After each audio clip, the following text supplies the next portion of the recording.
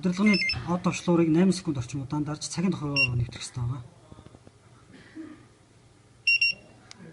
Цагийн орон хянавчна, минутын орон хянавчна, дахин дарахад сэрүүлгийн орон хянавчна, сэрүүлгийн тохиргоог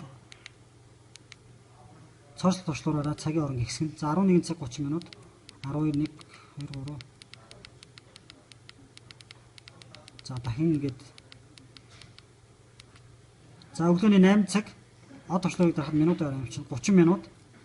Дахин дарахад офф барилтын сэрүүлэг. За энийг цоослол товчлуураар нэг дарахад он болно. За од товчлуураа нэг дараад од товчлуураа дахин удаан дараад тохиргооны юунаас гормоос гарна гэсэн үг. За дэлгэцэн дээр сэрүүлгийн дурсас гарч байна. За саяны тохиолдолд бол өглөөний 8 цаг 30 минутанд сэрүүлэг дуурна гэж тохирлоо. За сэрүүлэг дуурах үед автомашин асдаг байхаар тохируулахын тулд од товчлуураа дахин удаан дараад 5 секунд орчим удаан дараад цагийн орон хянавчиж байна. Цагийн орон идэвхжүүлэх ёстой. Цоослол товчлуураа дарж идэвхжүүл. За тохиргооны гормоос гарахын тулд од товчлуураа 3 секунд орчим удаан дарна. За дэлгэцэн дээр цагийн дүрс идэвхтэй гэж гарсан байна. За энэ юу гэсэн үг вэ гэхээр дэлгэцэн дээр одоо сэрүүлэг идэвхтэй, цагийн дүрс идэвхтэй.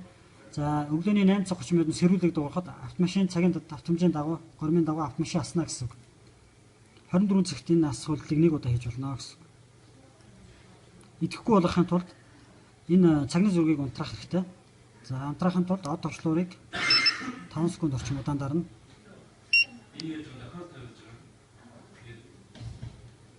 За цоослол товчлуурыг нэг удаа хурдан дарна.